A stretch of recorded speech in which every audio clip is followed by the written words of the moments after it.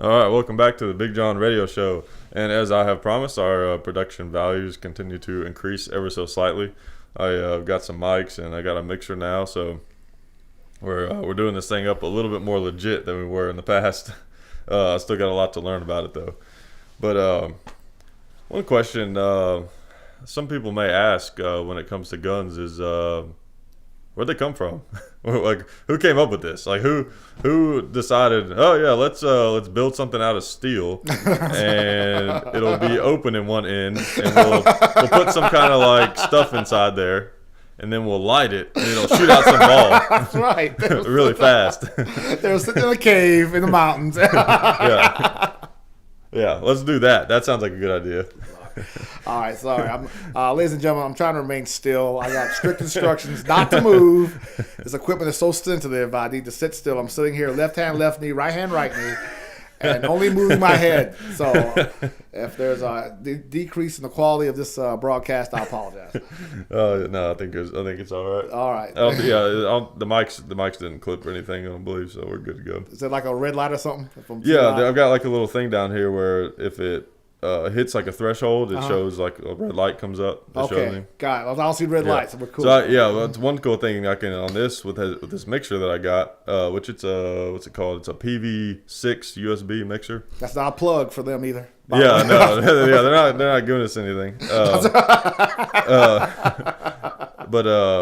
it kind of tells me what the levels are at, and I can kind of see what's going on. So whenever Derick laughs, it goes all yellow and red. So that's right. I've been told I gotta lean back from the microphone whenever I laugh. So I'm very aware of that.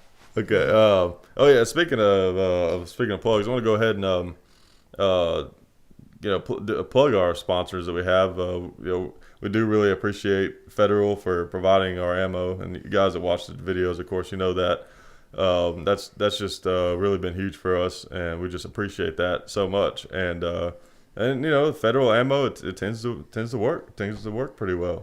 We haven't had really any problems out of it.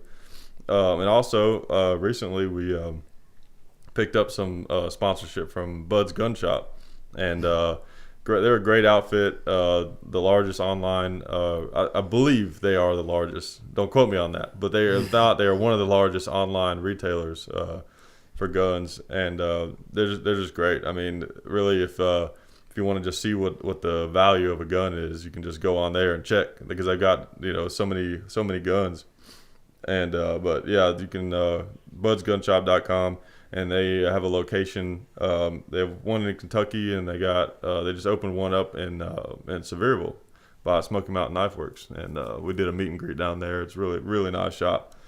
A little bit too nice maybe for a gun shop, I don't know. but we appreciate them.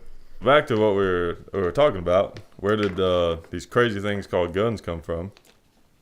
And it's kind of interesting, actually.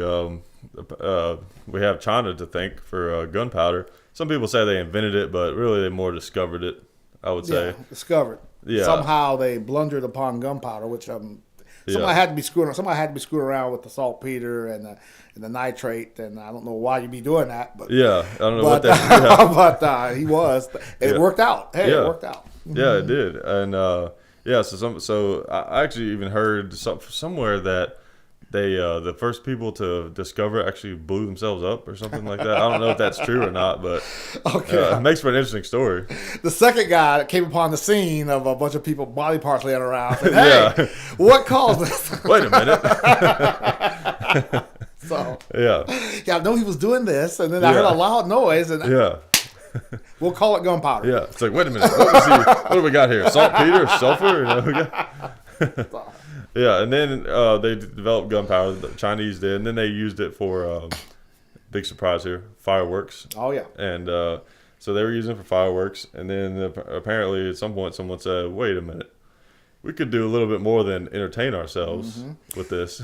Yeah, from what I understand, they used bamboo tubes. They stuffed the gunpowder in there, and it was a big noise maker initially. Before that, they actually have rockets. You're right. Basically they took arrows and attached a rocket like made out of paper, which is insane to think that they made a rocket out of paper. Yep. And so they would basically had just arrow rockets. It was like a terror weapon. It was meant to scare you. You know, if you're staying on the open field, you see this flaming thing coming at you. Right. You tend to want to get out of the way. Yeah. So, yeah. So very effective. Cool. And then somebody said after we did the bamboo thing with the bamboo tubes, they thought, you know what? Let's stick some shrapnel inside the tube with the gunpowder. Yeah. Hey, works better. Yeah. And then from there they went to metal from bamboo. Yeah. And that was from when the Eastern world kind of met up with the Western world. It's about 1260, 13th century. Yeah. From what I understand, too, after that, the Vietnamese got it next. Yeah. Strangely enough, the Vietnamese got it next. Yeah. We'll meet them later for some reason. Yeah, that's right. This little place called Vietnam. So the Vietnamese used it effectively. And one thing I was surprised to find out, though, was that the Japanese were very resistant to firearms initially. They have a very strong culture with the samurai and swords, right. With sword play, and the Japanese saw firearms as weapons of cowards, which I guess, I guess you could say that if you're from that culture. Yeah. Hand to hand. Doesn't require as much skill in a lot of ways. Yeah. Exactly. Especially with those back then because they weren't accurate or anything. So aerial weapons, yeah. Yeah. But shortly they got past it. So I think after what was it? I think less than 100 years after the gun was introduced to Japan, they overcame that resistance and they became one of the biggest gun makers in Asia. So they got past it. Yeah, and one thing I read that I believe it was the English, one of the European nations, they found that they were able to make these cannons that were as effective as the predecessor to the cannon, which basically was I forget what they're called, but basically think a giant crossbow. Basically, is what they were, and those were really hard. Ballista. Okay, yeah, I think so. That's what the Romans used. Yeah, and those were really hard to make. Yeah, they took a lot of time to make. A lot of skill to use too. Right, and they found that the cannons they could make those a lot faster. Yeah, they could make them in just a few hours, and then they could train anybody to use them in no time. Yeah, and you got I guess you got, if you'll pardon the expression, a little bit more bang for your buck. Yeah. out of a cannon. You got this big, huge arrow, shooting at people. Well, you might get one or two. Yeah. But you chunk a cannonball out there, you're gonna get 5, 6, 10. Hey. Yeah. Just like if you guys have seen that scene from The Patriot, where that cannonball, I'm talking about, it just rolls through and just takes off legs. Very nasty. That's the thing that's easy to forget. And I never had thought about it, honestly, until I saw that scene. I always thought of a cannonball as like, okay, it lobs in, it blows up, and it kills people. But I never thought about the fact of a cannonball not being explosive, but also still being deadly because of the way that they line up like that. It opened, which being a veteran, it amazes me. People stood out in open fields and shot at each other. Yeah. Hey, does anybody think this is dumb? Yeah. Hey, I'm sure there was some guy in the back going, we should get down. Yeah. We should get down. Yeah. But we should. I think we should have cover, or at least concealment, something. On that note, in the Civil War, I believe it was the Confederate General Longstreet. He came up with the idea. He says, you know what? Hey guys, why don't you first group of guys sit back here, fire at those guys over there, and then as the first group's firing on the enemy, you second group advance on them. Yeah. And they laughed him out of town. They went, get out of here. Dude, how does this guy get in here? Yeah. What's he thinking? That's you think about it, that's usually how it goes with someone has a new idea. Yeah. Usually. Crazy. Get out there in the open and shoot each other like a man. Yeah. Yeah, exactly. Yeah, like a man. Stand in the field and just stand up like a man. Get shot at. So, it's crazy. So then basically, from cannons, and at some point there was a weapon they called the hand cannon. Yeah. Which was basically like just a really small cannon is all it was that you could hold on to. Which, I can't imagine shooting one of those. If it was very big at all, it had to have been a handful. And you're not going to hit anything with it. How did they pick the guy to hold this thing? Yeah. You. Here, you hold this piece of metal. it's gonna explode. It's gonna have a controlled explosion. Point it that way. Yeah, and we think it probably won't blow up in the face. Probably. We're not sure. Usually they don't. I'm gonna be back here behind this tree as you're doing it, but Yeah. I'm pretty sure they used they did the same thing. They picked the guy to hold the hand cannon the same way they used to pick the guy to throw grenades. Oh yeah. They picked the biggest guy. Oh yeah. They had a little throwing contest. Whoever could throw the fake grenade the furthest was the guy who got to be the grenadier. Yeah. And you ran up there and you lit your fuse. Hopefully it was long enough, and you chunked it at the bad guys. Yeah. But you had to go out there in the open to do that. I'm pretty sure it was something like that when they picked the guy to use the hand cannon. Probably, yeah. Probably. You look big. Here, come here. Yeah, and you definitely wanted to be the guy lighting the fuse. That's right. Yeah. The official lighter. Yeah, that's right. But then after that, they eventually, once we get up into like the 1600s and that time, they eventually we started having rifles and things like that. Yeah. Or muskets. Yeah. Rifling, let's see, I'm trying to remember. I think it was late 18th century, I believe. Yeah, I'm trying to remember when rifling was developed. I know. I do know how that came about. Rifling came about because the Germans, those great weapons makers, they wanted a way to clean the built-up carbon out of the barrel. So they chiseled, tooled the rifling into the interior of the barrel as a way to get the carbon out. And then they started firing it and realized, hey, these things are a lot more accurate than the spool bore weapons, and they go a lot further. They're more accurate further out. Yeah. Again, it's an instant where an innovation that was meant to do something else had unforeseen effect. Yeah. Like Viagra. Yeah, that's right. Of course, the Germans would have come up with that. Of course, great weapons. Yeah, they can't win a war, but they great weapons. Yeah, it's funny, not the stereotype, but it's true. I mean, the Germans somehow they just have a natural ability to engineer stuff. It's amazing. Engineering excellence. I'll give it up. They turn out some great weapons. I think the Glock is Austrian, all right. You're right, Austrian. Yeah, but same bloodline. Close enough. Come on. Great weapons. Great. And Heckler and Koch, great weapons. Yeah. Oh my God. I think the Navy SEALs, they use a Heckler and Koch, 416, I believe. I'm not sure. I'm not sure which one. It's not. I'm strangely, it's not a Colt. It's not a Springfield, but I believe it's a German-made weapon that some special operations guys use. Okay. It might be the 226. I'm not sure. Don't quote me on this because I'm not sure. It's M16 style because they want to keep that because everybody's come up with the AR frame. Everybody's come up with that. It's an AR frame type weapon with slight improvements, but it's a great weapon, and I believe that's what they use. Oh, okay. Again, don't quote me, but I think that's what they use. Yeah. But they make great Heckler and Koch, H&K, great weapons. I thought you were talking about the pistol. So you're talking about their their rifles. Their rifles, excellent. Oh, okay. Mm-hmm. I think H&K, I'm pretty sure makes an AR. They might have a style weapon. Yeah. In fact, I know they do. Yeah. Great weapons. Yeah. But again, that's how rifling came about, and I think one reason the wars took so long back then is because you got one shot, and it's like, okay, let's rush them. Yeah. Yeah, exactly. And then backtracking a little bit, and then once we had the rifles or the muskets, came around, we had things like the wheel lock, which was this really weird, like almost spring-loaded kind of thing that had a big delay on it. And then there was, of course, the matchlock, which literally you had just a very slow-burning fuse that was on your hammer, and it would touch off the round. Which, man, those things, they would get wet and stuff. That now you got a club. That just seemed really bad. But whenever they developed the flintlock, that's when you really started to have, okay, this is a pretty viable weapon. Reliable, exactly. Right. You didn't have to pour your powder into that tray. Well, that is the flintlock. Oh, yeah. it is? Okay. Yeah, but it was a reliable ignition, way to ignite the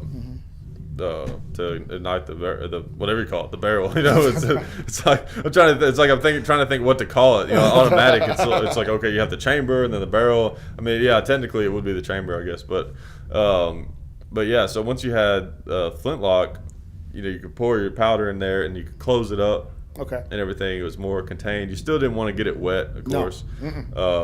But they were much more reliable, of course.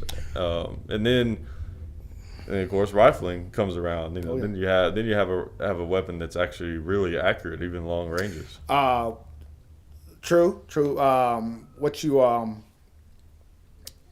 I think we had a perspective. Perspective is that up until 1865, the English longbow was just as effective as any rifle out there. I did a little study on medieval warfare.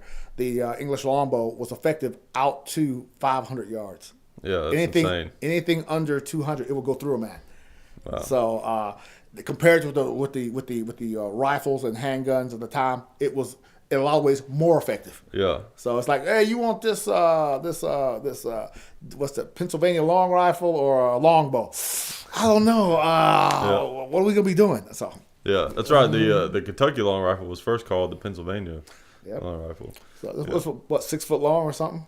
No, I don't think it's called that long. Maybe, I don't know. Actually, it takes 3 minutes to load. Some of them might have been, yeah. And then you need like a prop. To Yeah, I know. Okay. Oh man, what, the battle's over? Yeah, I need to get off one shot. I know. Man, it's crazy. That's one interesting thing about the evolution of especially military firearms is they always go from long to short. Yeah, it seems like that continues to happen. M16A2 to M4 carbine. Yeah, another example. Exactly. And I was reading one thing on it. A lot of that is mechanized troops. Yeah. Whenever they started realizing, okay, we can get troops into battle more effectively with vehicles and helicopters and whatever. And it's as you know, it's a little awkward to have some big old long rifle. A little bit confined space. Yeah, you're in a little bit of a confined space. Yeah. But I think something else I think we lose perspective with these earlier weapons is that it took forever to load them. Yeah. We're used to semi-automatic, fully automatic, this and that nowadays. Back in the day, 18th, 19th century, I think Civil War, a good man could get off 3 aim shots in a minute. Yeah, 3 shots a minute. Yeah. Yeah. I'll take a nap while you're loading. Okay. Yeah, exactly. Yeah, and you think about actually, I mean, it is pretty impressive to be able to fire 3 aim shots with that gun. It's impressive, but for the time. But back then, the loading of the gun was a big part of the tactics. Yeah. I mean, it's still a part. It's still a part of it today. People train, changing mags, all that kind of stuff, obviously. But back then, it was a way bigger part. Yeah. How fast you loaded that thing, or your ability to maybe load it on the move, or under duress, under fire. That's another thing that people forget about. We talk about training and being able to load magazines and clear malfunctions under stress. But think about what it takes to load a muzzleloader. Doing that under stress, you're being shot at. Bullets are whizzing by you. 58 caliber rounds. Yeah, hitting the dirt and kicking it up into your face. Exactly. I mean, the guy next to you just got hit, got shot, knocked 3 feet behind you. Yeah. And you're loading. You're doing this big process that's, under fire, under duress. Yeah. Which is why they trained as hard as they did. Because you want that to be second nature to you. Yeah. It's called you want to do muscle memory. You Right. want to train so much doing that repetitive task that under duress you'll do it, not even really think about it. You're right. I read an account from Gettysburg, and this Yankee soldier. No, not just him. It was very common. You're under such duress, so much stress.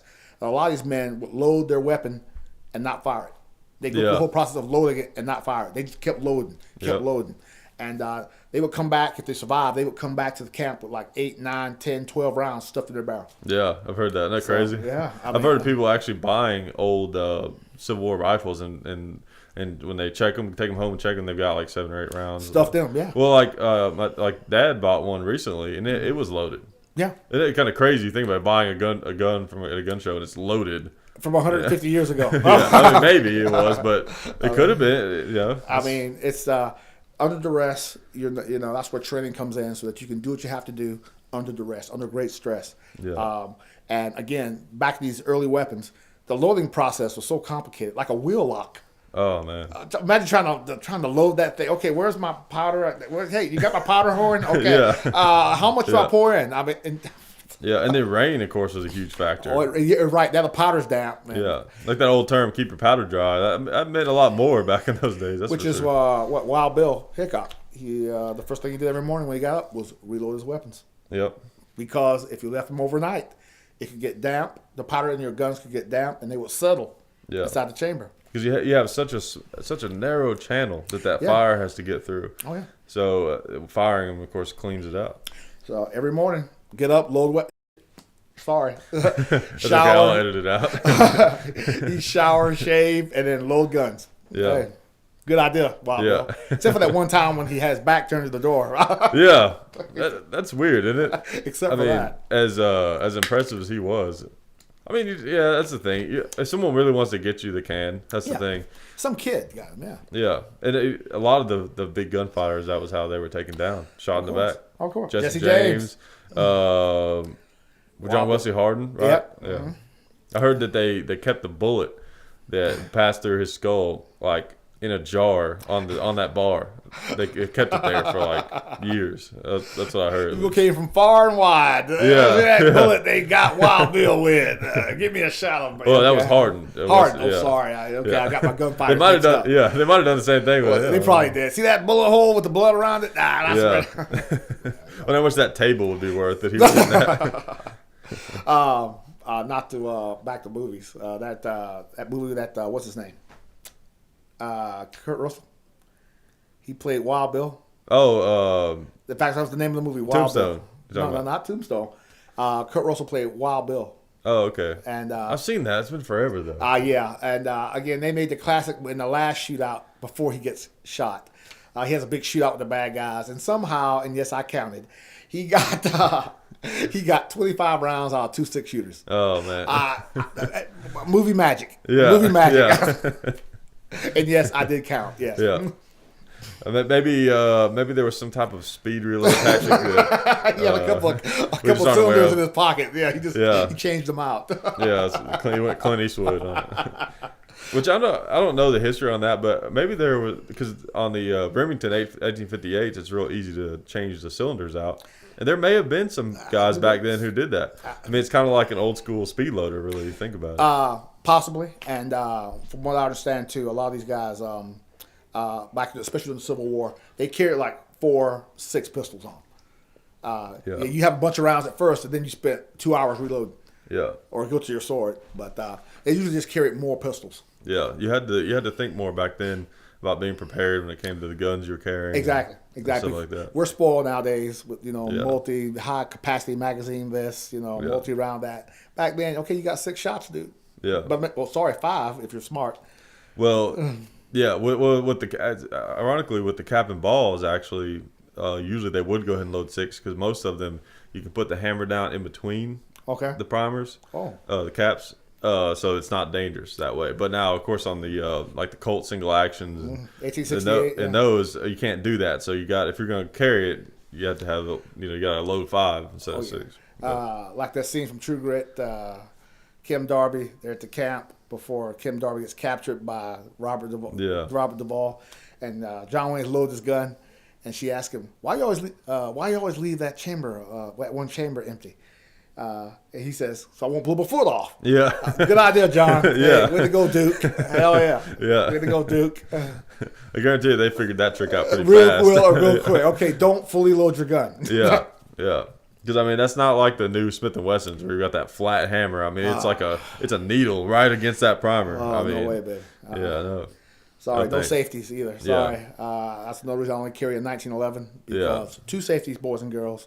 I know there are a lot of you Glock folks out there. No way. Yeah, Great gun. Well, the thing is, the cool thing, the thing about the Glock is, it doesn't have external safeties. I get why like some people aren't crazy about that. But the one thing though that you can't say about Glock, it will not fire unless you pull the trigger. That's the thing. Okay. Now 1911 is the same way.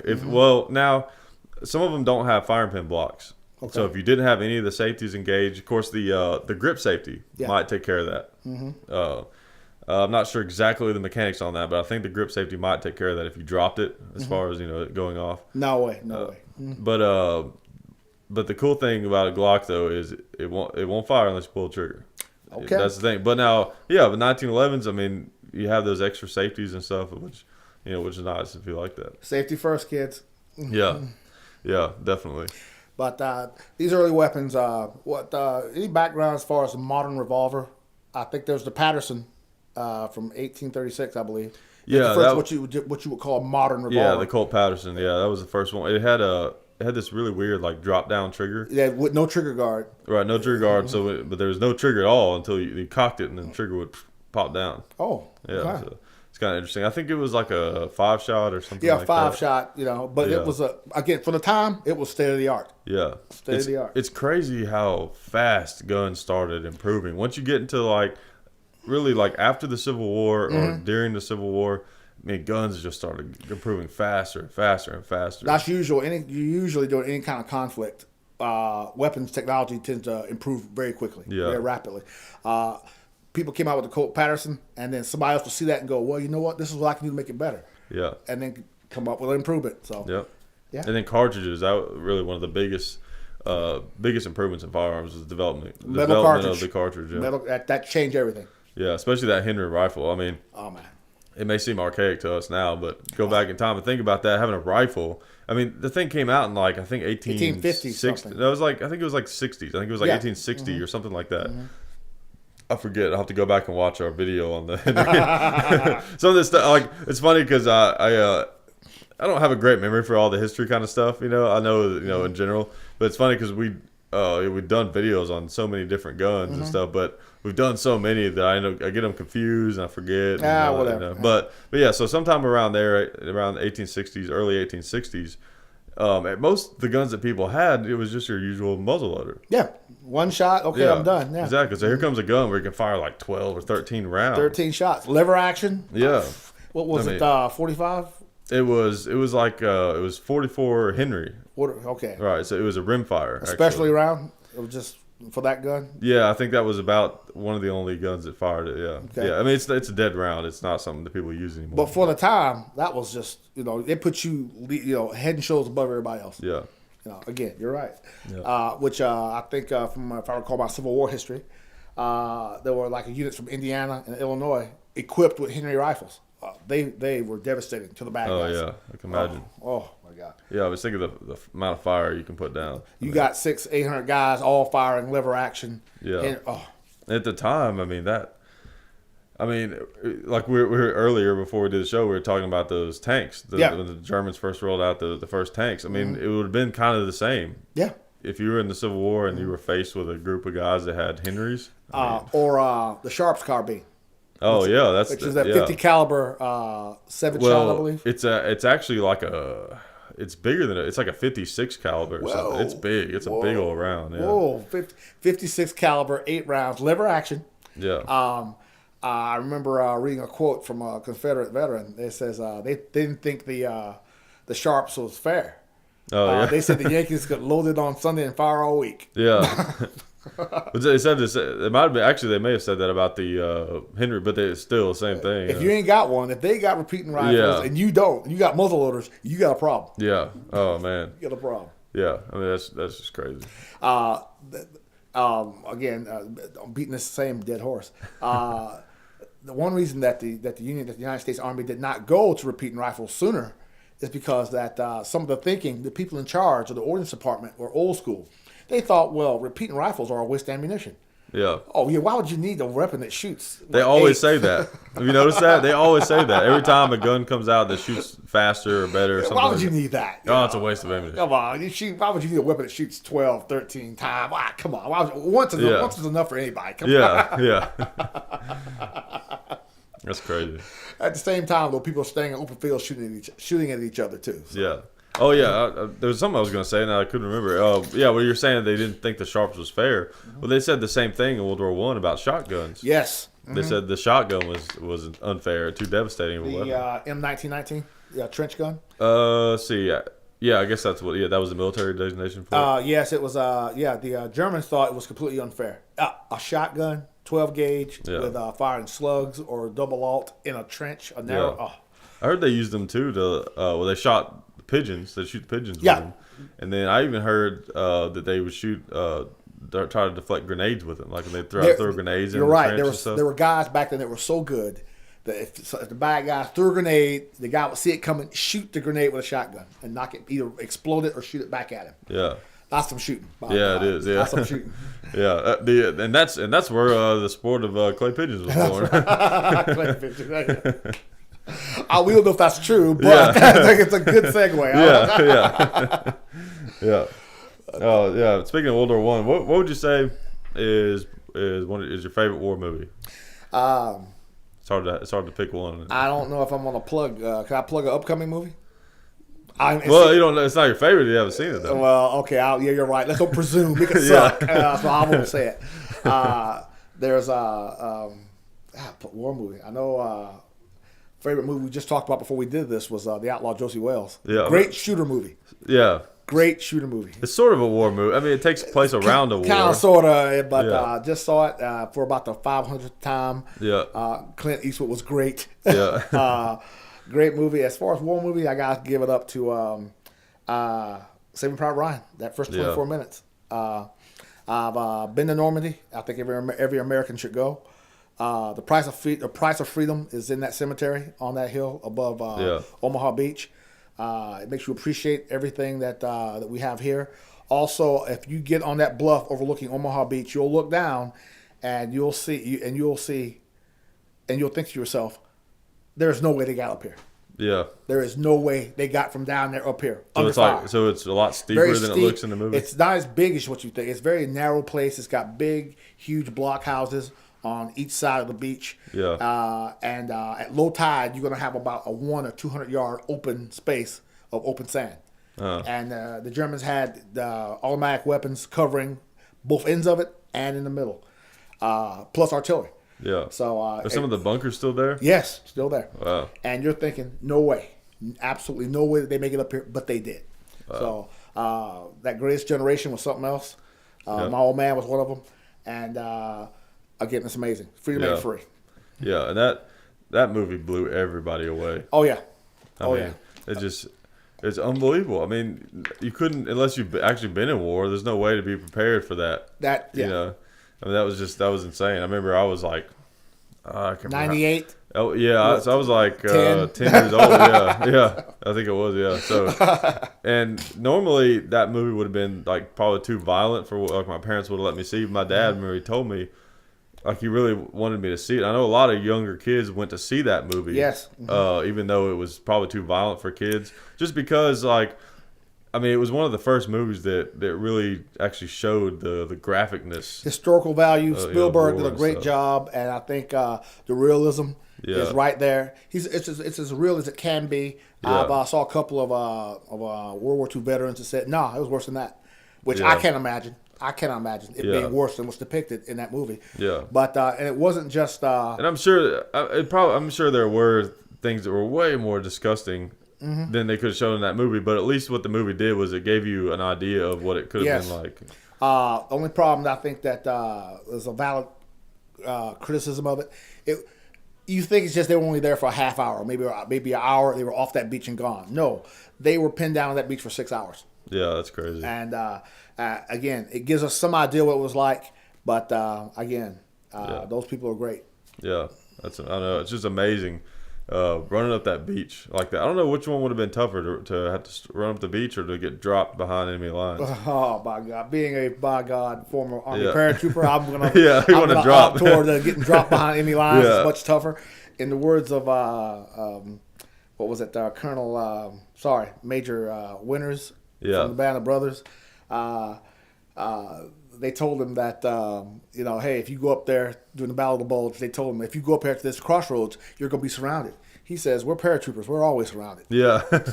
Yes. He was great. Yes. He was great. Captain Winters was great. Like, obviously you've seen Band of Brothers. Like, you ever watch? And read the book. You ever, like, like before and after the episode, they would have interviews from the real guys and stuff. Have you seen the interviews with Captain Winters? Yes. Or whatever. He had different ranks throughout the. Well, he was a major when he retired. Okay, a major Winters. Yeah. So he just seemed like a really interesting guy. You could tell he was really smart. Yes. And very down to earth, great leadership, and I think that's one thing that stands out about that whole series and about the unit as a whole. They had excellent leadership, and I'm here to tell you, as an Army veteran, that's not always the case. Yeah. I bet. The people make the place. You can be in a really sucky place, but if you got good people around you, it's doable. Yeah. Or you can be in a really nice place, but have a real jerk-off chain of command. Yeah. And you're going to think, I'm in hell. Well, it's just like the regular world. Just like the regular job world. I mean, you think about it. I mean, think about like the likelihood of you having a good leader is about probably the same as the likelihood of you having a good boss. Yeah, is the thing. I mean, everybody's had horrible bosses. Oh, yes, we I'm have. sure it's the same way in the military, right? So leadership is everything, and depending on the situation you're in, it's even more important that you have strong, confident leadership. I can't say that enough because it can make the difference between success and failure. Yeah. Well, I have to say, speaking of Band of Brothers, it's my favorite war movie. Even though it's not necessarily a movie, it's more of a miniseries, but still, same thing. It's got Band of Brothers. To me, Band of Brothers is a 10-hour Saving Private Ryan. Yeah. Really, in a lot of ways. Yes, it is. Yes, it is. And it's cool, but as much as I love Saving Private Ryan, one thing that's cool about Band of Brothers that Saving Private Ryan couldn't do quite as well was you really got to know the characters more. Yes. You got to, they were able to develop the characters a lot more. And all these that. are real people, and I think that one thing it should make clear is that these were ordinary people. Yeah. These weren't no high speed, PhD. These were just ordinary people that put in a position where they had to do a job, and they did it under great stress. Yep. Nazis trying to take over the world, and they went down there to stop them. I reckon we gotta go stop them. By God. Hey. Which, man, if you actually really look into, the Nazis and all the stuff that they were working on and all the stuff that they were into, and and Hitler had guys that were going out to like ancient sites in Egypt and all kinds. Yes, there's a lot of weird stuff. Yeah. Well, that was Himmler. Himmler believed, former chicken farmer, by the way. Yeah. Himmler believed that there was an ancient race of Aryans that were descendant from the people in Tibet, and he sent people out there to go find out. Okay, all right, okay, okay, Himmler. Yeah. Okay, got it. So Heinrich, I don't know, dude. And come on, it's Heinrich Himmler. Who's going to question him? Yeah.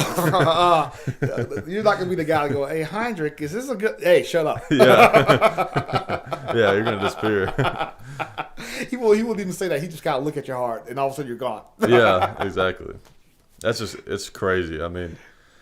It's hard for us to understand now. Yeah, it is. It is. And when it comes to the Nazi thing, I don't even think the general public could even begin to understand what was really going on with the Nazis. I mean, it's just they were into so much stuff, and they had so much technology that they created with the rockets, back to that jets, German and all engineering excellence. I mean, my former in-laws, they told me they were like teenagers during the war. And they told me German people are very intelligent, and they weren't stupid. They realized it, man. These guys are crazy. But my in-laws told me that if you said anything, you'd be behind that wire with them. Yeah. It's like, okay, yes, good job, Heinrich. Okay, yeah, you're great. Yeah. Yeah. Sure. Because people weren't stupid. They knew, but at the same time, you didn't say anything, right? Because it wasn't healthy. Yeah.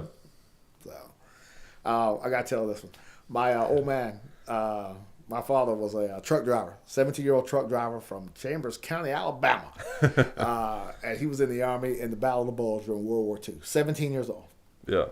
And the first time they gave him a gun, he's from the old South now. The first time they gave him a gun, they says he's out there and they're under fire. And he says he couldn't believe the first time he came under fire, he says the first thought came into his mind was that the Klan's in Germany.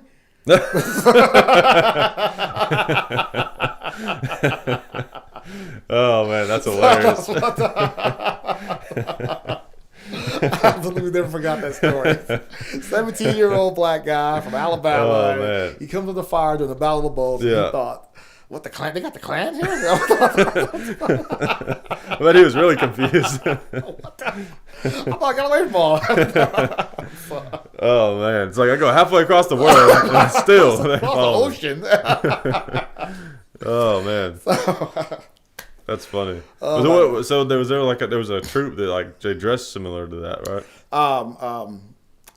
He only spoke about the war one time in the 33 years I was with him before he passed.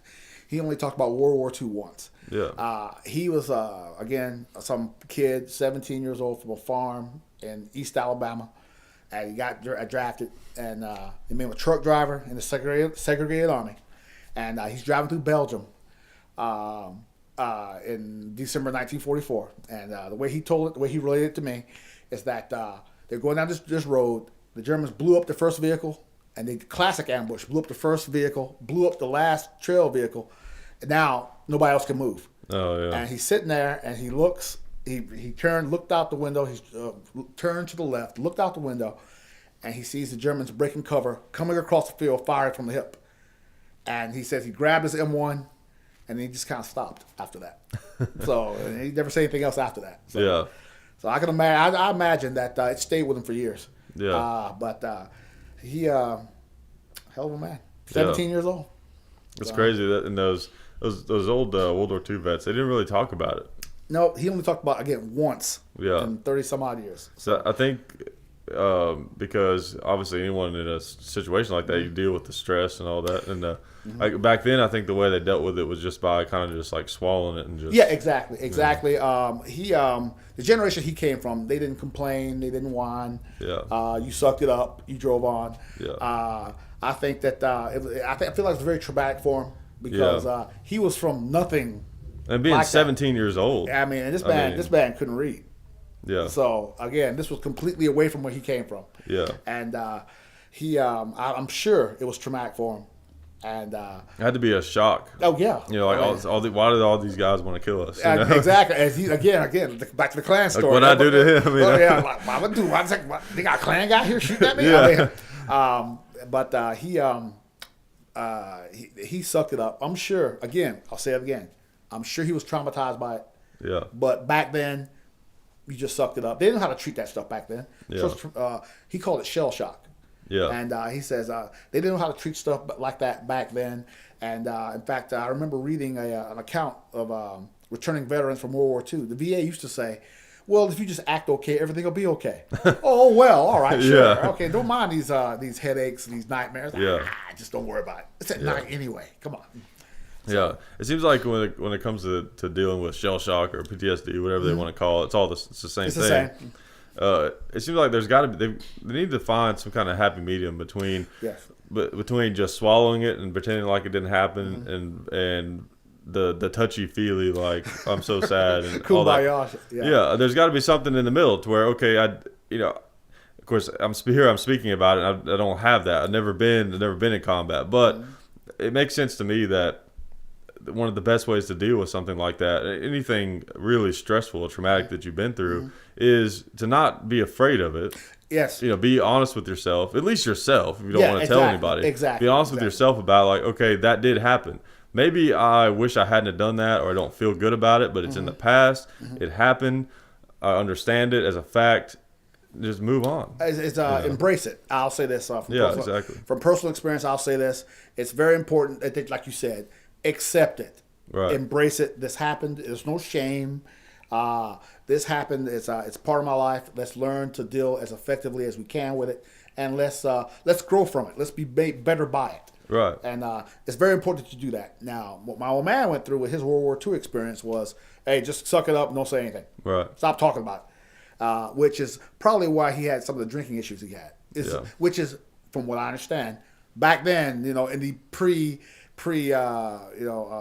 medication days, you self-medicated through alcohol. Yeah. Which is what people did. And part of the problem could have been maybe the only people that those guys talked about it with were other guys who'd experienced it. So it became this kind of like big cycle of negativity. So they were being negative about it, like, oh, I can't believe this happened, or I had to do this. And then someone else is saying the same thing back to them. So then they just feed off of each other's negativity, and it makes it worse. In reality, even I get it, they didn't want to talk about it to people who they didn't think would understand. Yeah. But it doesn't really matter whether they understand or not. Just it would be good. That you're voicing it. Right. You would talk to just a regular person who hasn't had that experience. Let them hear what you have to say about it, and be able to sympathize with you, and also make you feel like, you're not, there's nothing wrong with you. Exactly. It's just a thing. It's just a thing that happened. You did the best you could at the time.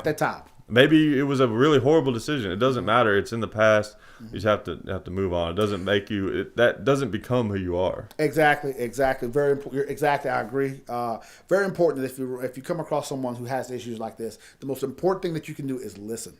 Yeah. Either it's combat-related PTSD or anything in civilian, someone just under stress. Yeah. The most important thing you can do is listen. Yeah. You don't have to say anything, just listen. That it does wonders. Yeah, unless they're just trying to show off, then just ignore them and get out of there. Oh, yeah, unless he's full of crap. Yeah, because there are those. We've had that experience. Yeah, like the artillery sniper guy. Yeah. Oh man, yeah, that's another thing. The whole like stolen valor thing. It's crazy. Yeah. It really, it's like, to me, there's two levels of it. There's one level that's slightly not as bad. There's the level of the guy who just does it to be impressive. In the bar, drunk. Yeah. And then there's the guy who actually does it to like get real benefits, like jobs or like maybe even into the VA. I don't know. There might even be people who've done that. Yes, it has people who faked wounds, who've faked their service. Shoot themselves in the legs. It happens still. It happens. Yeah. Who've done that, yeah. I mean, yeah, unfortunately, you got posers out there. Yeah. So you got to be aware of it. You can tell who's the real thing, who isn't. Yeah. Just by the way the guy comes across. Yeah. Again, the famous artillery sniper down on 2nd Avenue in this town that shall remain nameless. Yeah. The guy was in Afghanistan. What'd you do? Well, I was a sniper. Well, yeah, what unit? Artillery. So you snipe with an artillery piece? That doesn't even make sense. Artillery sniper. Okay, dude. Okay, whatever, man. Have a nice day. Yeah. So, I guess there could be. I don't know. I don't know enough about the military to know if there is. I guess you could do it, I suppose. Yeah. I was a radio communications sniper. That's what I did. Then there was the Navy SEAL posers. There's a lot of those. Okay, let me tell you something. As a veteran, let me tell you something. The cooler the job, the more chance it's BS. Yeah, that makes I'm sense. telling you. Yeah. Where are all the cooks at? How come nobody cook? Yeah. or where's that guy at? Yeah. I peeled potatoes in North Iraq. Okay, I believe that. Sure. Yeah. Come on. Where's that guy? Yeah. And what if someone like that is a stolen valor? Like how lame is your creativity?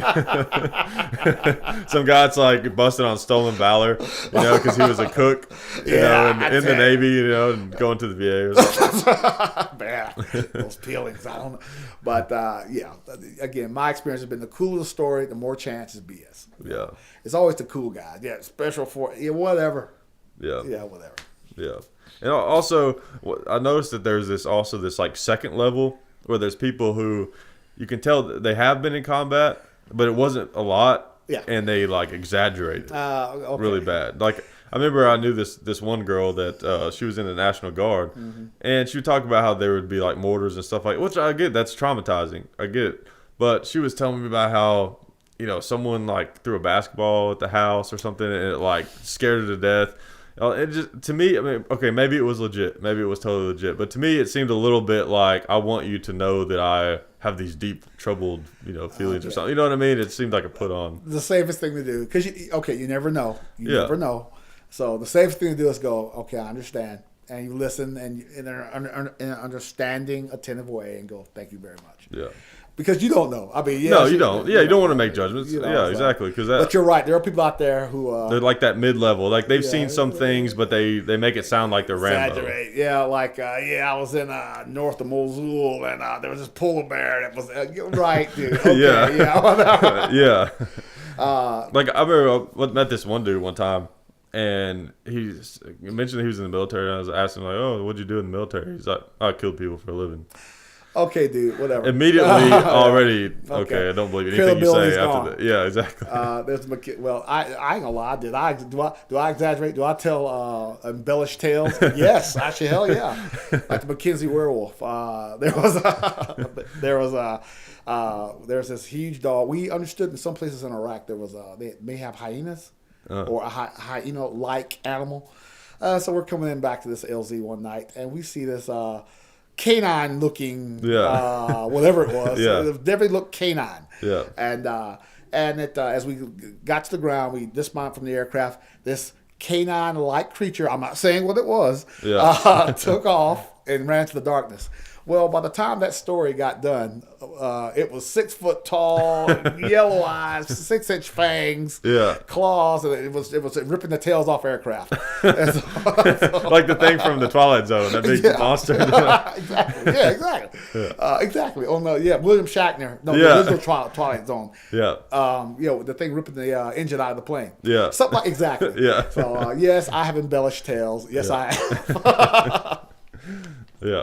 But there's always a kernel of truth in there somewhere. Yeah, and plus, with your stories, you can tell that they're real because you don't always come out the hero on top every time.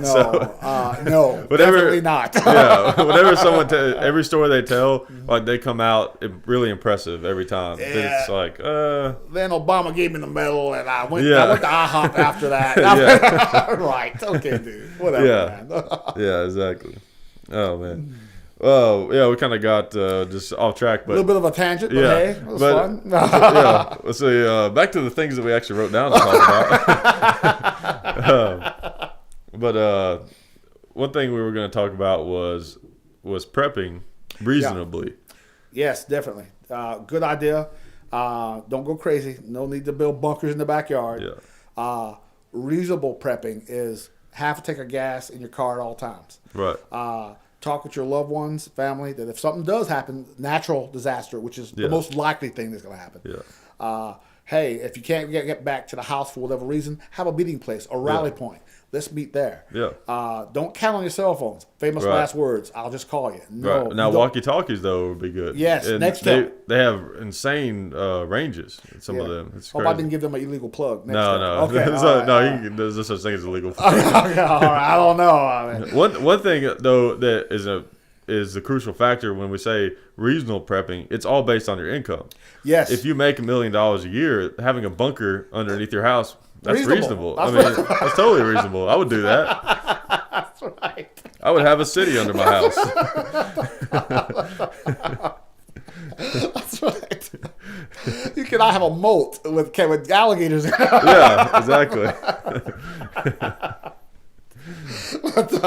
my own helipad and everything. That's right. But for us normal people, just your average house has 3 days worth of food in it. Yeah. 3 days. That's just your average house. Again, God forbid a Katrina-like event happens, or a tornado, or fire, something like that. Yeah. A reasonable event, something that could actually happen. Right. Be prepared to go to a safe place. Right. You know? I think one of the most reasonable time frames to prepare for is 3 months. Yes, definitely. I think if you don't have to leave your house for 3 months straight, that's going to put you in a pretty good position, I think. And during that 3 months, you'll come up with the long-term plan. If you Right. either things are going to get better, or you'll have time to come up with the big plan, which is where we're going to go.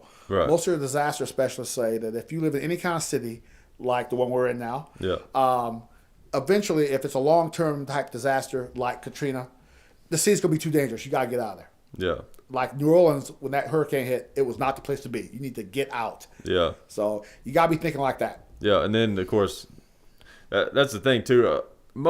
I mean, if something happens where things really get crazy for a while, more than likely it's going to be some type of natural disaster, some kind of power grid failure, something like that. Where, like I said, it'd be smart to be able to not have to rely on the grocery stores, because the grocery stores will be cleaned out. Oh yeah, there'll be no milk and bread for miles, and there may not be any food that you can buy for a month or so. But that's realistic. I experienced something similar to that when I was a kid. There was a really bad ice storm in this area, and the power was out for like weeks. Yeah, the stores were cleaned out. You know, we didn't have. Of course, it was cold. I mean, it was an ice storm, and we luckily we had a fireplace and we had plenty of food and all that kind of stuff. So you're not some crazy. A Unabomber, paranoid guy, or something. You know, if you want to prepare, it just makes sense to prepare for. Again, be reasonable, and that depends on what your situation is. Right. Yes, but don't go crazy. No castles like some of the shows you see on certain networks. Unless you make a lot of money, then that is reasonable. It's all based on your income. If you're Jay-Z, if you're P. Diddy, you can afford the rooftop helipad. By all means. Yeah, exactly. It's all based on your income. If you're missing meals because, I almost said something stupid. If you're missing meals because of storing food, that's kind of great. But we got all this food, we can't eat it, but we got. Yeah, exactly. Another thing to remember too when it comes to storing food is even though they have long shelf lives, they do have a shelf life. So you got to remember that if let's say you went out one day and you bought a ton of food that would last you for 10 years. You have 10 years worth of food and it has a 10-year shelf life. Well, if the disaster happens 6 years from now, you have 4 years worth of food. True. Now you can still eat it past the shelf life, and it still has some value. But that's something to keep in mind. I think honestly, they make all these big packs, things you can buy that has all the food and stuff. Some of that stuff is okay, but I think one of the better ways would probably be to just can food. Yes, Get definitely. a bunch of jars and can your own food, and can stuff that you'll eat. That way you can eat it and cycle through. Eat, can. You know, that way it always stays fresh. Peanut butter, honey, they don't go bad. Yeah. I mean, it's gonna suck. You're not gonna be having the big filet mignon, but you're gonna be. This is about being alive, dude. Yeah, be like Winnie the Pooh. Nothing but honey to eat. So, again, be reasonable, people. Don't sacrifice, because we have to live in the here and now. Yeah. We can't be, oh my God, it's coming. Well, yeah, but we do what we can to get ready. But Right. we got to live in the here and now. So Right. it's very important. And don't sacrifice your current happiness For a possible future. For a possible future that may not come. Right. Which is fear. Like there's this guy that that has this great. I may have talked about this on the show before. I can't remember, but still, it's a great thing. This guy came up with this acronym for fear, something that the letters stand for, and it's false evidence appearing real. Exactly. I think that's really cool. Outstanding. I mean, it's great because that's what fear is. Exactly. You know, it's evident. I mean, it may not be false evidence, but you don't know is the thing. So Thomas Jefferson said that most of the things we worry about never happen. yeah. And he's absolutely right. Yeah, exactly. So don't focus on the here and now, people. Be happy. Yeah. Reach your goals. And if one of those goals is being prepared for the apocalypse, then by all means. Yeah, that. exactly. But you know, I thought along those lines, I thought of something the other day that's kind of funny. Is you know how a lot of people will say like something will happen, they'll spill like it'll be at work, spill ink on their pants or something like that, whatever it is. Something will happen, and they'll say, "Oh, that ruined my day." Right.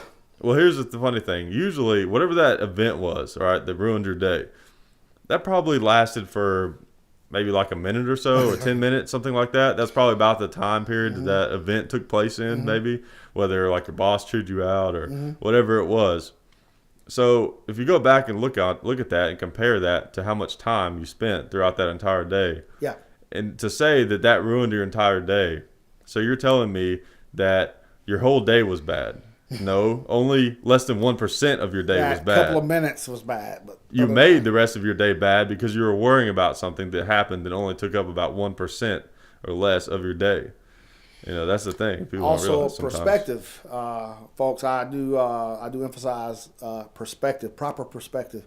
When I was in a certain place in the United States on the East Coast, I went. Things get rough. You jump on the road, drive down to the beach, and look at that big Atlantic Ocean. Yeah. And then you see how big that ocean is?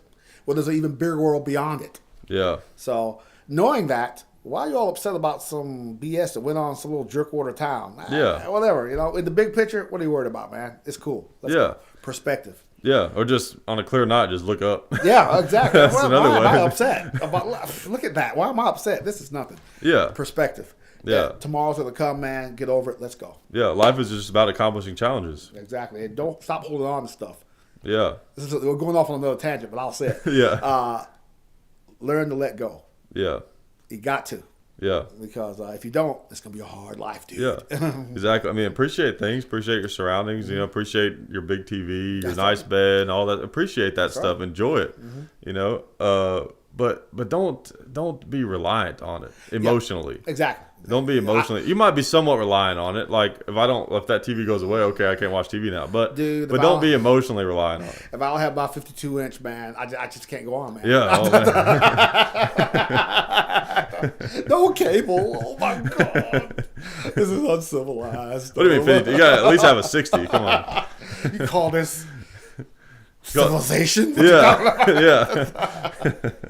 I'll say this. In a faraway land, I slept in a hole in the ground for an extended period of time. So whenever I sit back on my couch, looking at my LCD, my high definition. Wait a minute. Okay, so you slept in what modern civilization refers to as a bathroom. Where our waste goes. Well, that was in the next hole. I was the hole next to that. Okay. We're there, and I went to make use of the facilities in this third world country, and all it was it had walls, no roof. Yeah. and holes in the floor. Yeah. So I'm making use of the facilities, and you had to hold on because I had to show you what the environment it was. I had to take a M9 pistol in one hand and a roll of toilet paper in the other, and I'm holding. I dropped my garments and I proceed to make use of the facilities. Yeah.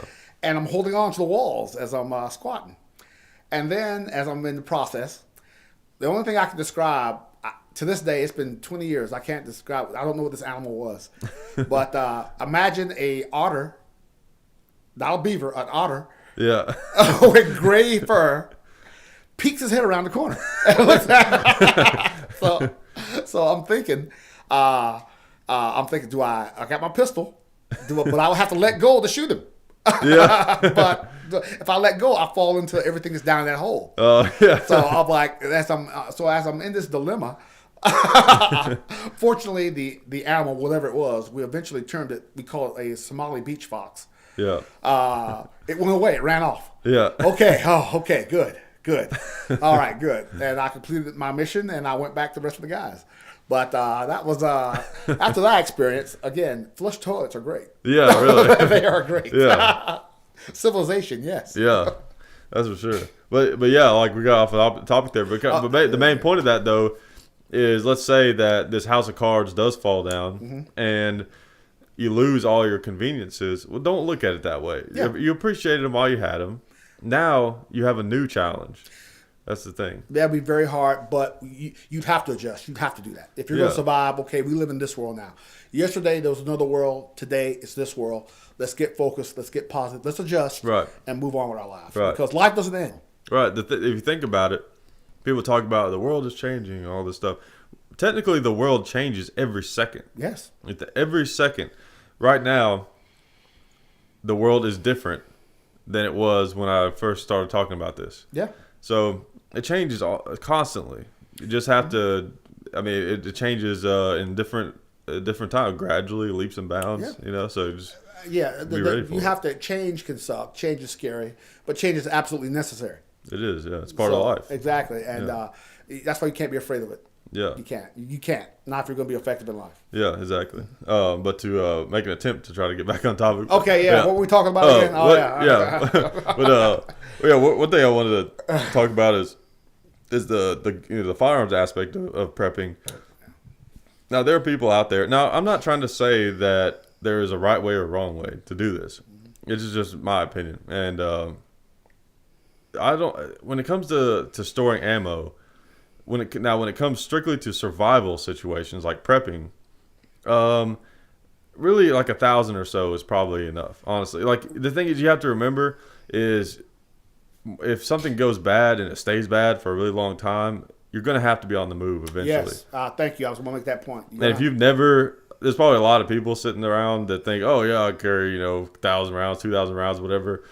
Okay, pack up a bunch of ammo in a backpack and walk a mile. And you may or may not have a vehicle to move that ammo around in. Yeah, and another thing too, if you're getting in enough shootings to where you need that much ammo, you're gonna die eventually. You're doing something wrong. Yeah, we like to think of like the Rambo movies where we constantly survive shooting after shooting after shooting after shooting. Okay, think about anything you've done in life that was like any kind of game that you've ever played. I don't care if it's a video game or a board game or whatever. Have you ever done anything where you won every time? Yeah. It doesn't happen. No. You're going to lose eventually. So you want to try to stay away from those situations. Bruce Lee said the best way to win a fight is to not get into one. Yeah. Avoid it. I mean, exactly. you got what you need. You got the weapons, ammunition, and tactics training that you need. Right. But the best way to win a fight is to avoid getting in one in the first place. Exactly. And as far as people that go overboard with the ammo, okay, you always got to think, how much can I carry on my back? Yeah. Everything else that I'm going to need. That's the thing. There's other things that are as important or more than ammo. Food, water, all these different things. Well, really, the thing is, if you're trying to pack a pack, if you're filling a backpack, and that's literally everything you're going to have forever, that at least unless you don't find other stuff. Yep. Really, instead of trying to store a lot of water and food, really what you need to have are ways to get water and food. Outstanding. Yes, exactly. Like filters, multiple water filters. Iodine tablets. Yeah, that too. Multiple ways to clean water for drinking, and then multiple ways to get food. Like, ammo comes into play. You want to be able to hunt, traps, snares. Exactly. Maybe the knowledge of how to use them and how to employ them. Yeah. Yeah, exactly. So really, if all you got is like one backpack that you're trying to put together, a lot of what you have needs to be things to get you the things that you need. Exactly. Not necessarily the things that you need. Exactly. Maybe a little food and water. Yeah. To get you through a day to or the so. next time that you find something. Right. Like, it's all about the next time you find food, the next time you Right. find water. Exactly. Remember, I think the tendency people are going to want to have is to hunker down somewhere, which Yeah. is probably a good idea, like you said, for that first 3 months. But Right. after that, You're gonna have to move. you don't have to move. Yeah, unless you're just way, way out in the sticks. Yeah. You're gonna have to move. And now, said about stocking up ammo, there actually is one legitimate reason, or there's a few, but one of the legitimate reasons for stocking up a lot of ammo is not prepping. It's because of potential bans or something like that. True. So don't get the wrong impression. I'm not saying don't stock up lots of ammo. Actually, it's smart to stock up lots of ammo. One, you could trade it maybe For something else, yeah. into the world situation. But then again, you're probably gonna have to be on the move, or you're gonna even have it with you. Is the thing. But here's another interesting thought that I just came up with. If you did stock up a ton of ammo, and you do have to go on the move, then at least someone else might find it and get to use it. Well, yeah. And you hope it's a good person. Very benevolent of you, yes. but yeah, because again, remember, you're probably gonna be on foot. Yeah. And stay off the roads. Yeah. Because you're not going to drive anywhere because everybody else is going to be driving or trying to. Stay off the roads. You're going to be on foot, you and somebody else, with the stuff you got on your back. Yeah. And you're going to be going from point to point to point. You always got to be thinking short term.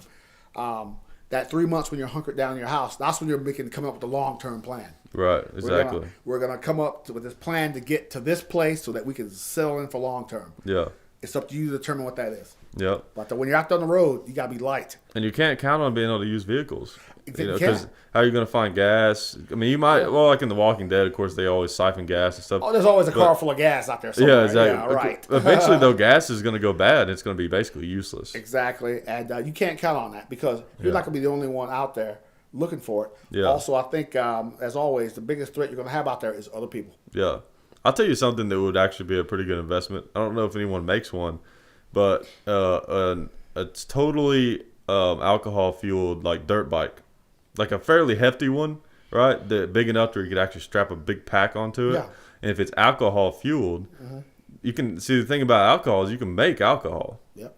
You can't make gas very easily. I mean, You can't refine oil. Yeah. First I get me some oil, I'm going to refine it, and then I'm going to, that's a little involved. But theoretically, though, you can make alcohol. You might even be able to have some stuff in your pack to do it, like a really small little still or something like that. You could actually make fuel. So that's reasonable. You could maybe do that. Which some of the survival stuff I've been reading, and one of the schools I went to said that either motorcycle is the way to go because if you gotta use gas, you'll get more bang for your buck out of a bike. But definitely like more of like a dirt bike. Like as much as I love Harleys and I love that bike from The Walking Dead, not realistic because you're gonna have to be off road. Yeah. Dirt bike. Exactly. Kind of loud, but you do what you got to. Yeah. Also horseback if you can find one. Yeah, that's true too. Horseback. That's true. Fuel's out any field. You got fuel. yeah, exactly. So if you find a horse, grab him. Or a buffalo. Buffalo. Okay, why not? There's a movie. There's like this movie about this guy who rides a buffalo. It's like some old 70s Western. It's pretty funny. Okay, camel. Why not? Let's get down to the zoo. Yeah, there you go. The first camel you see. Oh, man. That's another thing. Yeah, and end of the world situation, or as they call it, crap hits the fan. That's you know, right. I had to keep it clean. Of course, we're family oriented. Yeah. Thank you. You definitely want to stay away from the zoos. That's for sure. Well, now that you said it, you're right. You're right. Yeah. That's gonna be the first thing to get out. It's gonna be the lion, or the tiger. Yeah, or the monkeys. I mean, chimpanzees and gorillas. Like and gorillas stuff. get out. Yeah. Hey, dude, I'm hungry. Yeah, dude. Yeah, I'll tell you what, gorillas are scary. At the Cincinnati Zoo, have you ever seen a gorilla in the zoo? Oh yeah. Oh, they man. are like massively powerful. I saw one at the Cincinnati Zoo, and when I walked up, it made eye contact with me. It was just sitting there, how they do that stance, and it made eye contact with me, and it was so much intelligence behind it. It was like it could tell that I looked different from the other people because I was taller, and it was just kind of looking at me and watching me. And I was like, and I made eye contact with him, like, okay, I'll look at the gorilla. And then I kind of got a little intimidated. I was like, okay, I'll look away. You know? Like I could only look at him so long. Because it's like I couldn't even have that delusion that I could like stare him down like you ain't so tough, you know. Right. Yeah, I'm tough with this molt and this bars and these guys with guns between us. Yeah, I'll take you down. Yeah. Yeah, dude. But yeah, that thing though, when it gets out, yeah, it's gonna have a chip on its shoulder. Oh yeah, I'm gonna be mad. Yeah, I've been thinking about that till you said it. You're it's right. not gonna be like Donkey Kong throwing barrels or anything. Stay away from the zoos. Yeah, I seen Planet of the Apes. Oh man, that's right. Well, really, I don't know which is scarier, the gorilla or a big cat. What was it? This guy I used to work for. He told me he started out as a security guard at a zoo. Yeah, and every night he had to go back in the rear area where they kept the lions and tigers at. Yeah. And he says one night he's in this golf cart and they call up. It says, hey, somebody on the highway said a tiger got out. Okay, how's a tiger get out? Yeah. But they said it, so you got to go back there. So he's in this golf cart with his .38 revolver. Oh man, I would want something bigger than that. Oh, okay. It's 2 a.m. and there's a 15-foot Bengal tiger out there somewhere. Oh man, I want at least like the governor, like the judge, you know, like 410 or something like that at least. Oh, you got your .38 snub nose. Yeah. But fortunately for him, it was BS. So yeah. But you're right. Stay away from the zoos, boys and girls. Yeah. Unless it's like a zombie apocalypse and they're all like cleared out and you're going to use it to protect yourself from all the zombies. There you go. You're right. Or it's the petting zoo. Sorry. Yeah. Yeah. It's a petting zoo. Okay. Petting zoos are okay. But yeah, that's right. Oh man. Imagine if you worked at a zoo and you put the wrong animals in the petting zoo, you get fired for that. God. Yeah. So what's that? You put the panther in the petting. Okay. Yeah. We just lost 3 kids, dude. Yeah. So. But yeah, basically though with prepping though, it's be reasonable and it's all based on your income. Yes. What's reasonable for you may not be reasonable for someone else. And don't be obsessive either. Yeah, exactly. Like we said, live in the now. Exactly. Prepare for the future, yes. but do it in a way. You can think about the future and also live in the now at the same time. Not like the people you see on A&E channel. Don't do that. Yeah, unless you have that kind of money. But well, you're right. I keep forgetting. Yeah, because the money does make the difference. But those people didn't probably. Some of them. There were some of them that I saw on that show that you could tell they basically devoted their whole life to this. I guess. I don't know if that's good or not, but it's their choice. Yeah, it is. It's their choice. It's a free country. Like, I would fight for the right for them to be able to do that. Yeah. But as far as giving you advice, I would say, like I said, appreciate the luxuries that we have. Things are appreciate okay. the good things about society. Things are okay right now. Yeah. Like I was thinking the other day, I was riding a motorcycle, headed to the Hickok 45 compound. Yeah. And as much as I complain about some of the negative things in our culture and society, I was thinking, you know what? All of its bad things, the fact that I'm able to ride this awesome machine on these roads that are kept up, where I don't have to worry about some trees falling over or a big rock or something. Or bandits. Yeah, exactly. It's like, you know what? Life is good. You know what I mean? Dad says it all the time, but it really is. Like, this is cool. Yeah. This is a very cool thing that society can provide to us.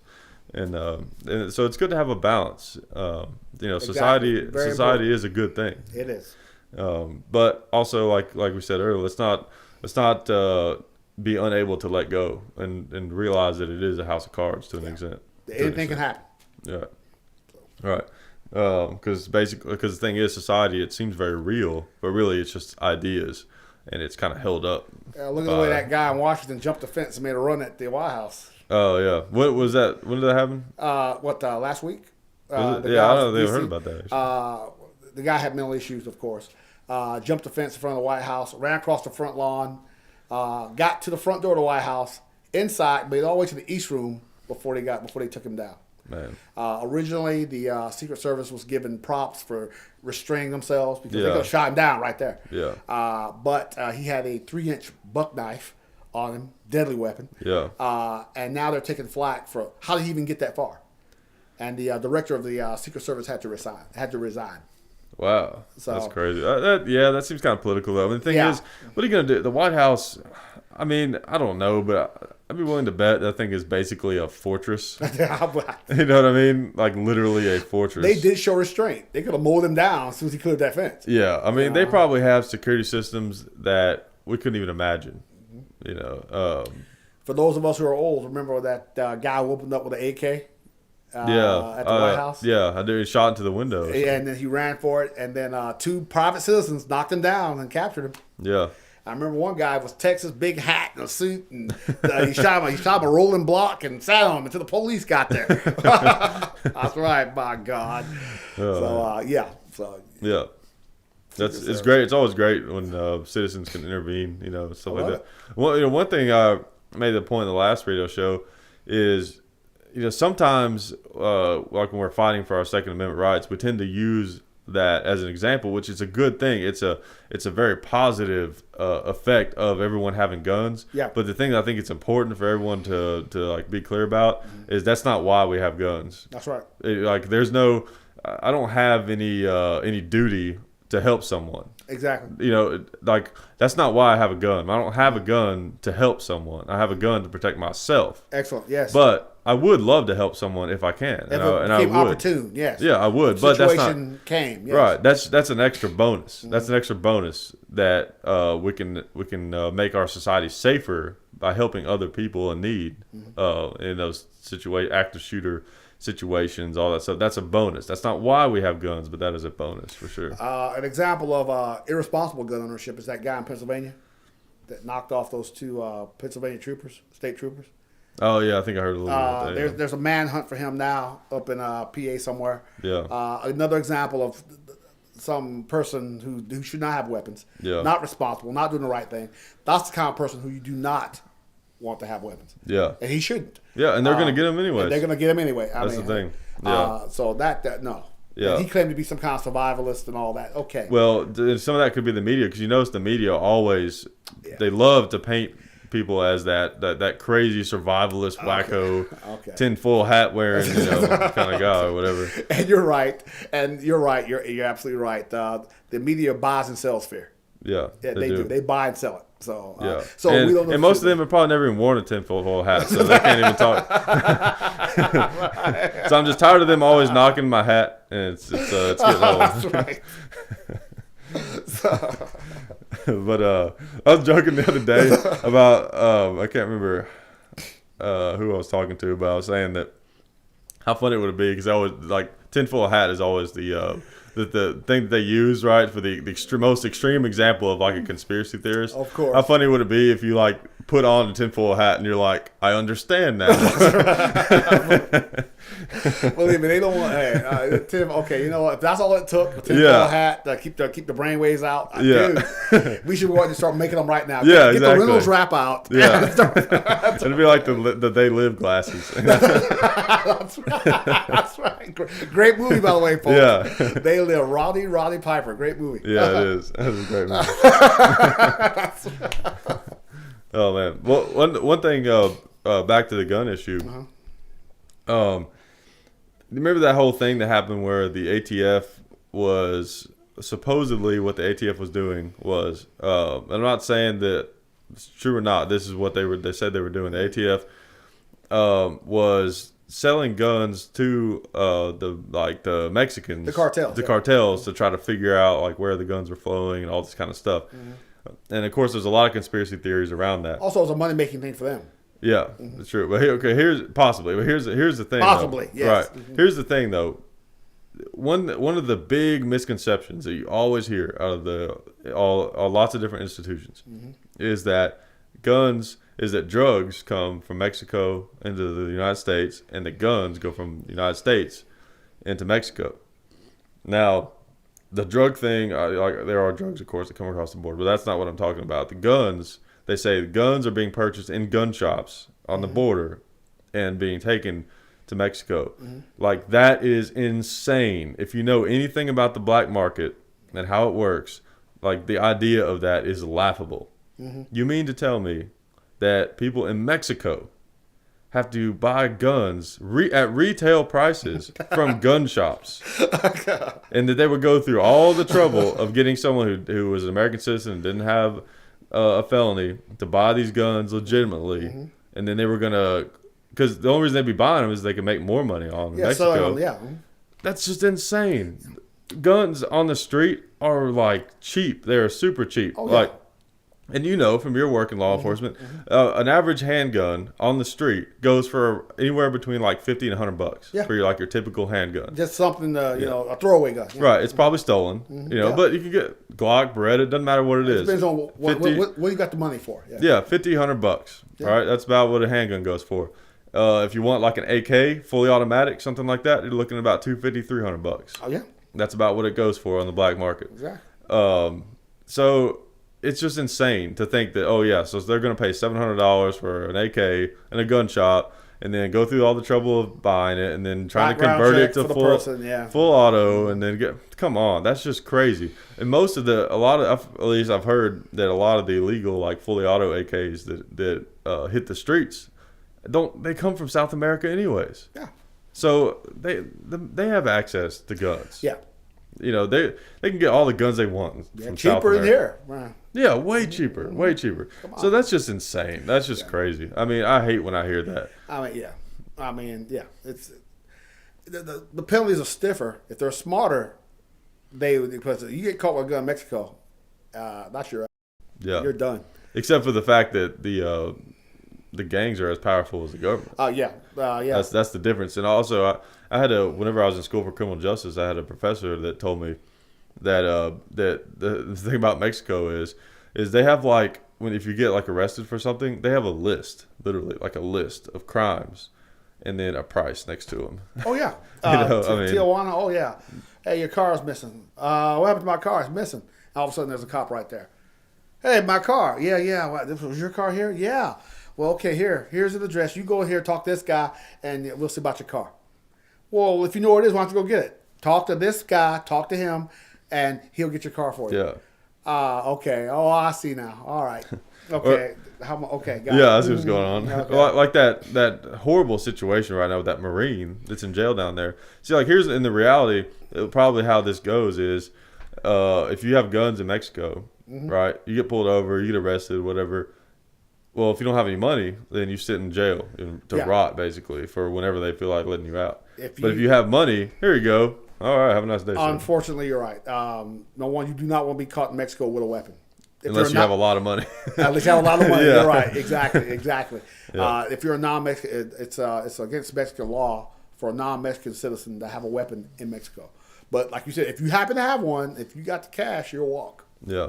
Of course, I wouldn't count on that. You're right. Don't count on it. Just don't even mess with that. Don't even go near it. Yeah. But that's what's just so crazy about that. And that's a sad situation. Have you heard about that? Yes. I believe I read the story, but it sounds like an honest mistake to me. I mean, I've been near the border down there, and I mean, it's not like you think. I mean, you see pictures of the gate and everybody's going in and stuff like that. But there's a lot of areas in the border where you can cross over easily and you don't even know where you're at, really. New Mexico, Arizona, just open. You just cross over. All of a sudden, you're in Mexico. Yeah, exactly. I don't know. There's more to it than what we know, I'm sure. Oh, yeah, everything is like that. But that guy, if he had weapons in his vehicle, right? I believe so, yeah. Mm-hmm. Dude, you're done, man. Because they probably think he's drug. He's a non-cartel guy with weapons in his car. Yeah. So that's a problem if you're in Mexico. Yeah. It seems like to me, I was thinking about this the other day. I heard something about that story, something else about it. Now that it's become this big deal, that really changes the game. Yeah. It seems like what should have happened was as soon as our government found out about that, they should have just paid and got him out. I guarantee you the Mexican government would have taken some money and gotten him out. What's it going to take from us, the United States, to get this man out? Right, exactly. I don't see why that didn't happen. What do you need? Why haven't they done that? Yeah, and when it's hit the media, it's harder for that to happen because now it's become a thing now. Now it's you can't be seen as bribing them or as trying to intimidate the Mexican government, and they can't be seen as bowing to the gringo either. Right. Yeah. So now it's tougher now. Yeah, it's a lot more complex, and I just feel sorry for that guy. Dude, in Mexican jail. You scrape. How much is it going to take to fix this? Yeah. Just how much is it going to take, man? Yeah. I'm just a guy. but I'll make something happen. Yeah. What's it gonna take? Let's go down there and bust them out. Give them hey, get the plane. We'll fly down. We'll do the what's that movie? The Unexpendables. Yeah. We'll do the Expendables, by God. We'll get a couple of dudes from the old days, and we'll fly down there, bust them out, and fly out. Yep. Do it. Hell yeah, let's do it. We'll be back Monday. Come on, we'll do Yeah, it that's right. Yeah, it'd be a nice little weekend trip. I don't know with this Syria thing. There might be a market for that. Yeah. More contractors. Who knows? Yeah. ISIS, they're not to be messed with. I think that's the next stop. Yeah. I mean, unless I don't think the bombing's going to do it. And these guys, even the Taliban says these guys are crazy. So, hey, I don't see no other way but to take them out. Yeah. Yep. Yeah, it's a tricky situation. But again, though, regardless of what all is going on in the world, the bottom line is where you're at, things are probably all right. You know, so it's good to be aware. It's balance is the thing. It's good to be aware of the things that are going on, think about them, whatever. But don't just sit and watch the news all the time and get yourself all worried about like, oh no, the disease and the this and the that and all this stuff is happening. It's gonna be bad. The news, hey, TV news has stock in Paxil. So come on, it's always it's like there's this perspective. Yeah, like there's this great comedian that made this joke about. It was like watch something like watch CNN for like 20 hours the other day, and it's war, famine, disease, poverty. And then I looked out my window and it's chirp, chirp. You know?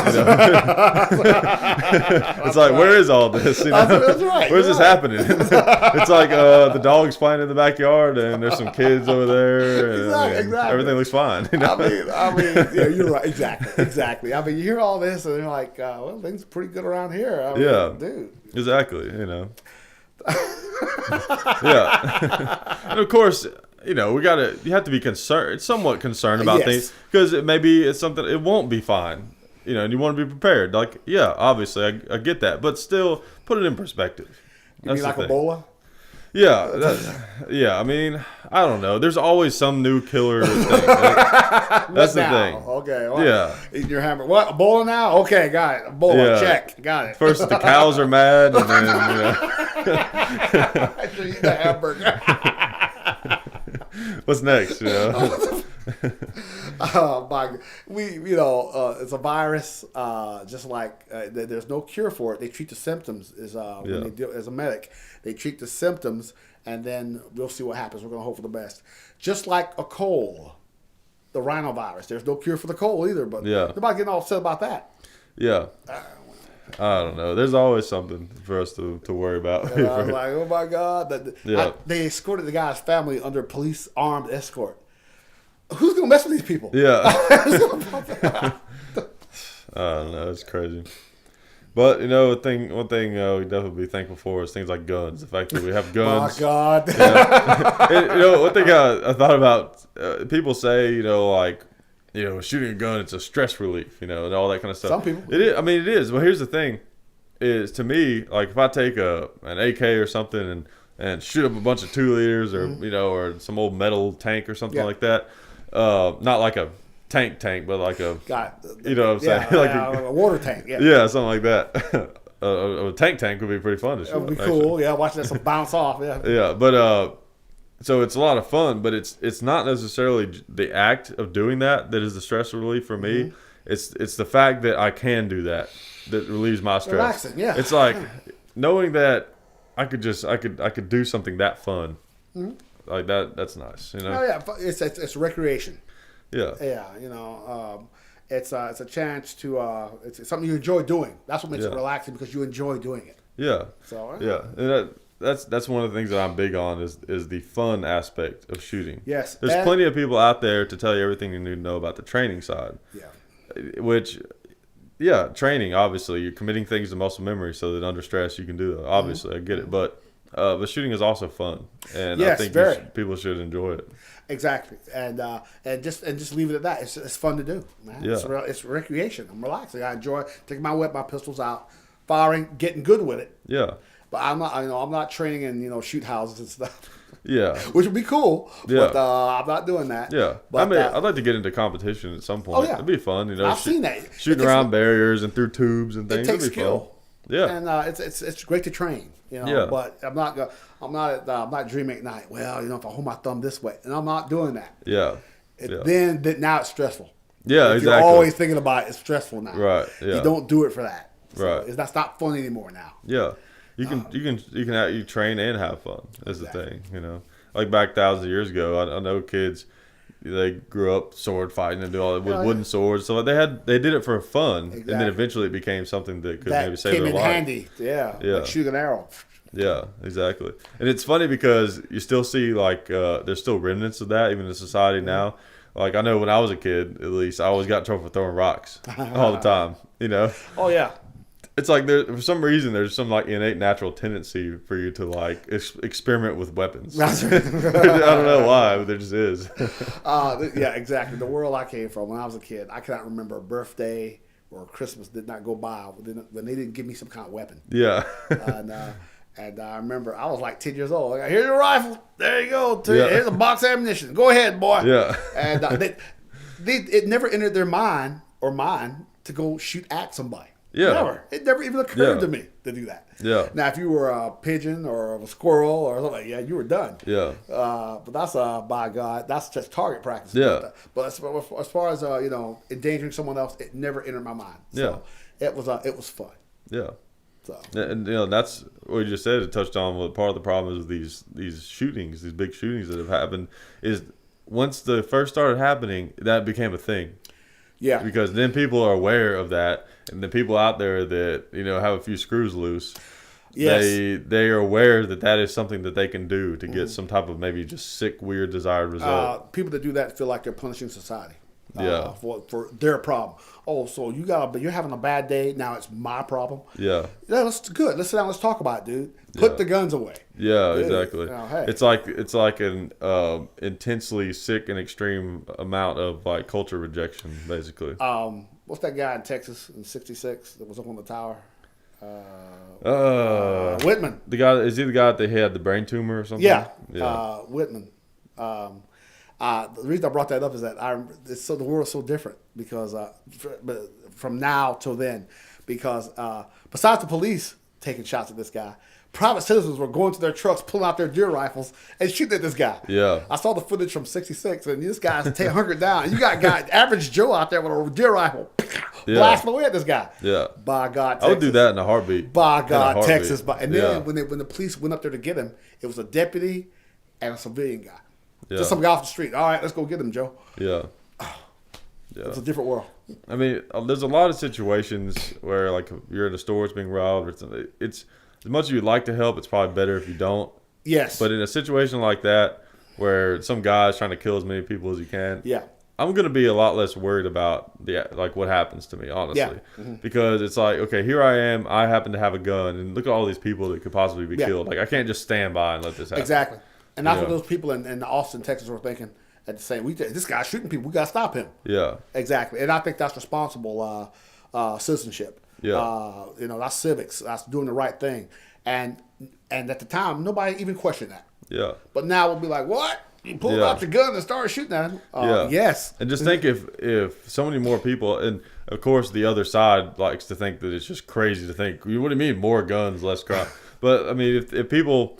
Well, when you say crime, it depends on what kind of crime you mean. But think about it, if so many more people had guns, it'd be so hard for these people to do stuff like this. When I was a kid, everybody had weapons, and you never saw no shootings. Yeah, that's the thing. And you notice these shootings never happen in gun-friendly areas. You took the words out of my mouth. That's exactly what I was about to say. You never hear about shootings in, Georgia or Texas or Alabama. It's always... some kind of big barbecue festival in Georgia,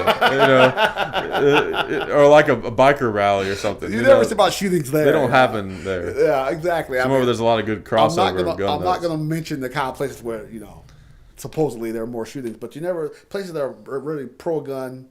You never see any shootings there. Yeah, I remember a guy in Atlanta because after the Denver, the Colorado shooter. Yeah. They asked this guy in Atlanta, in inner city Atlanta, are you worried about some guy coming here and opening up in the middle of this mall? And everyone went, no. I guarantee you half those people were packing. Yeah. I guarantee you. Yep. You walk in here and open up. Yeah. So. Yep. And if shootings like that continue, I think we'll start to see a trend of them being stopped because so many more people are into guns now and are carrying guns. Yes. And It's going to change. I think that a teacher I had once said this, and I agree with him. It's surprised that more people don't carry. Yeah.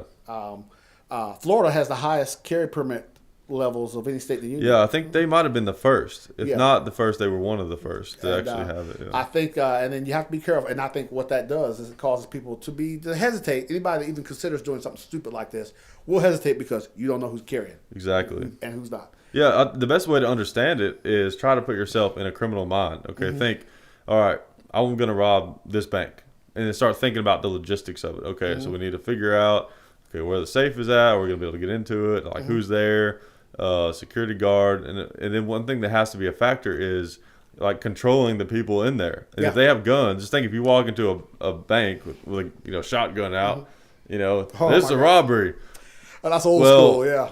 I mean, the thing is, there's a good chance that somebody's going to be carrying in there. So that's going to be part of the equation, especially if you're a would-be criminal and you hear a story on the news, which they tend to not report those kind of stories about like a civilian, taking. You never know. What could happen. And example, about 48 hours ago, I was at this other place, and this individual came in, very active, very suspicious. Yeah. As soon as I confronted him at the door, hey, ID card, please. The guy tensed up. You could obviously see him physically tense up. Got my attention, and then he showed me proper identification. I let him through, and then as he walked by, I noticed he kept looking back to see if I was watching him. Again, very suspicious behavior. Yeah. So now you got my attention, fella. Hey. Yeah. So I kept watching the guy. Then after about 10, 15 minutes, he got up and departed.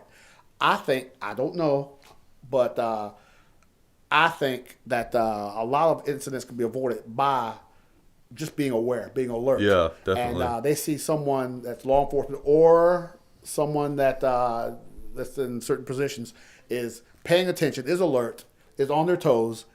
You avoid problems like that.